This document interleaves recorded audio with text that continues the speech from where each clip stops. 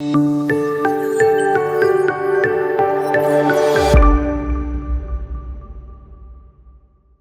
everybody, Pete Werner with this week's Disney Dining Show, coming to you from the Garden Grill Restaurant in the Land Pavilion in Epcot. Haven't been here in a while and thought it might be fun to check this out. I'm joined by some very special guests this week. First and foremost, John Succheri, Big Fat Panda from BigFatPanda.com is with us. Federico ARGAR, the webmaster of the C Disney website, SIDisney.com website, the Spanish language version of the Diz, is joining us here as well, along with Realtor with Moving to Orlando, Drake Shadwell. God, I got a lot to plug in this. And one more thing to plug. This, like all the shows we do, brought to you by DreamsUnlimitedTravel.com. If you like the content that we create, that's how we pay for it. So please book your next Disney vacation through Dreams, and I can eat more food.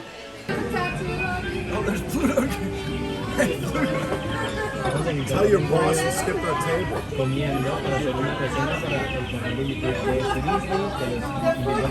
Okay, so for dinner, this is served family style. They bring out a basket of bread and a salad, then a skillet that has a corn succotash, mashed potatoes, skirt steak with a chimichurri sauce, green beans, stuffing, or dressing, I should say, and turkey, along with macaroni and cheese and a cranberry sauce. So this way, everybody doesn't have to describe all the food every time. They can just talk about what they liked or what they didn't like, what they thought of it. And I will tell you that overall, on spec, it wasn't bad. Was it the best meal I've ever had in my life? No. But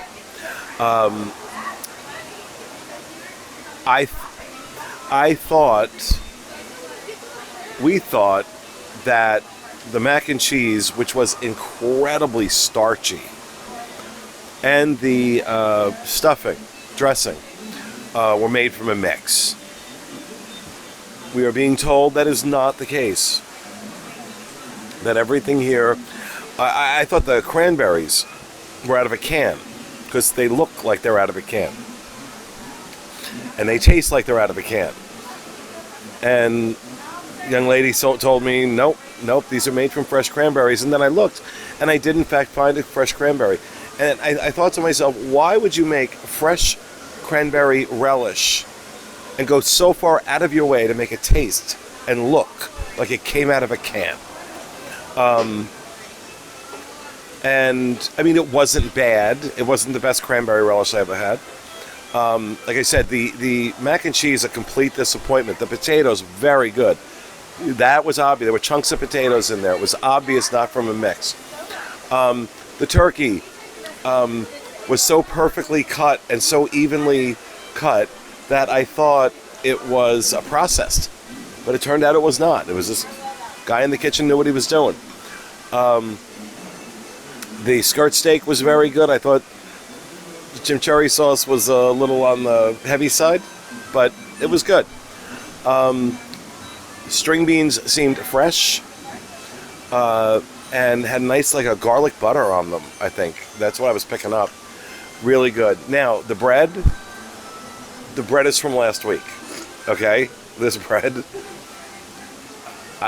I think what really it should be used for is to take and throw at the people on the ride down below, like trying to hit them. But overall, it was good. Now we haven't had our dessert yet, so I'll refrain from giving an overall score, but it wasn't bad. Building off of what Pete said, I agree. There's certain things that you go, oh, that's surprisingly good. The turkey. To look at me, you wouldn't think I'm a picky eater. I am. I usually find turkey dry and kind of yuck. It was really good. And yeah, some things are from a can, but again, not to completely repeat what Pete said, it's pretty good. The potatoes, big standout, because they could have went with like a flaky box and just mixed it up. They didn't. Somebody put some love and butter into the potatoes. So yeah, I'm a fan. I'd come back. I want to do breakfast.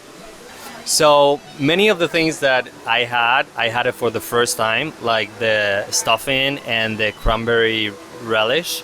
So I don't have a way to compare it to how it's supposed to take or how it's supposed to be. But I like it. I really enjoyed the meat, the steak. I thought it was well cooked. I really loved the chimichurri. I thought it was a good hit of flavor to the meat. I do agree with Pete that maybe I was expecting, because of the theming of the restaurant and the way it's like connected to living with the land, that some of the things were going to be more fresh.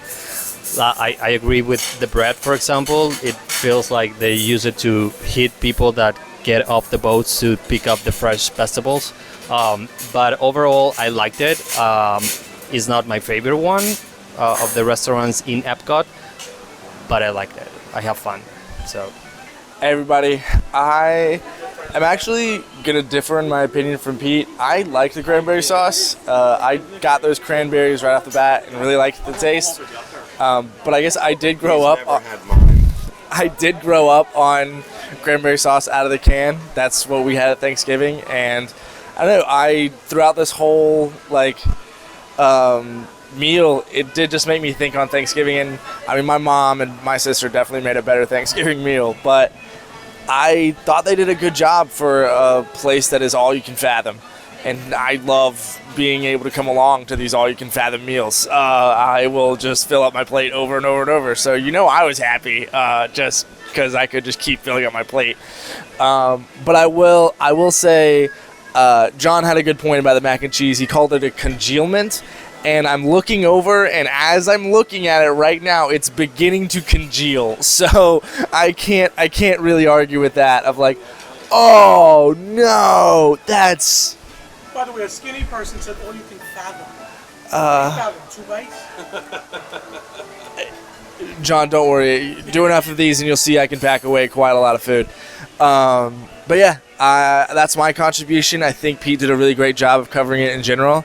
It's a good restaurant. I think when you're in Epcot and you have all of these great places to stop and try food, this isn't going to be your first place to go. But if you need a nice meal to fill you up completely, yeah, come over to the Garden Grill. I wanted to just come back in and talk about the character interaction. Character interaction where it would normally be right here, right in this walkway by the tables. Instead, as you'll see from the clip that we're including now, is taking place behind us, so that we can go into selfie mode and take a picture with the characters. It's a different experience. I'm glad they're keeping some character interaction. I would rather it be that than no characters at all. So I just wanted to make sure we mention that there is character interaction here, and it's not what we're used to, but it's cute. Okay, so for dessert, they bring out a triple berry shortcake, I believe she called it. So it's a shortcake bread with blueberry, raspberry, and strawberry compote, topped by whipped cream. And here again, the whipped cream was fresh, and it seemed like the berries were fresh, and they went out of their way to make it seem like it was out of a can. And I don't understand why they would go for that. If you're doing it fresh, but it tastes like it's out of a can, you're doing something wrong. It wasn't terrible. I think Drake described it perfectly. The dessert, like the rest of the meal, was on the good side of mediocre. And I would say that that's probably fairly accurate. But $55 per person for this meal. $36 for children. And do I think it's worth $55 This was a $55 meal. I got to be honest with you. I've had a couple of dinners over at Whispering Canyon lately, which I'm starting to think may be the most underrated restaurant, or one of the most underrated restaurants at Walt Disney World.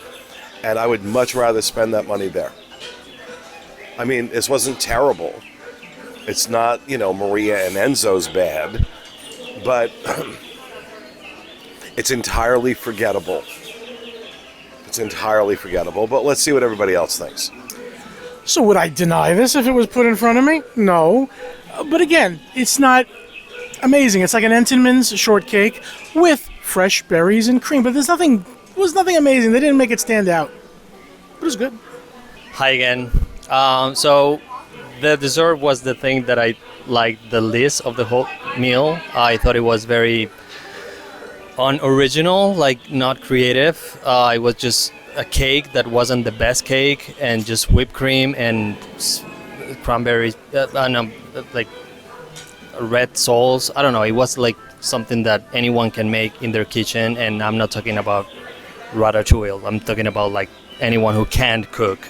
I didn't like it. It was not a good way to finish the dinner. So, but the rest, I really enjoy it. I have fun. I think it's a lot of food, good price, and I like it, except for the dessert. The good side of mediocre. That's I'm sticking to that. I think the whole meal kind of can be described that way, and $55 isn't worth just a little bit better than mediocre. I think if I spent $55 on a meal at home, I could come up with something better. And I'm not a great cook. I am I can throw something in a crock pot. I can put some stuff in a pan. But I think if I took $55 to my local grocery store, that, I could make something better than this. And all you can, when you get the amount of food, I mean, you hope that it kind of makes up for it. But all in all, I think your money can be spent better in different places, especially around Disney. I think John just made a point that I think sums it up perfectly. Had this been like a great dessert, had this really kind of been the kind of dessert that blew us away, I think we would have felt differently about this meal on the other side of it. What I see here is that they have the elements to do a great meal. They're just not bringing them together the way they could.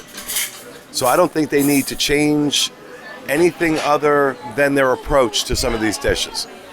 Is all this restaurant is lacking. Unfortunately, until they do that, I'm going to say this is a 6 out of 10 for me. And it could be so much more. But I got to go with what is, not with what could be. So that, folks, is going to do it for this episode of the Disney Dining Show. We hope you enjoyed it, and we'll see you again next time.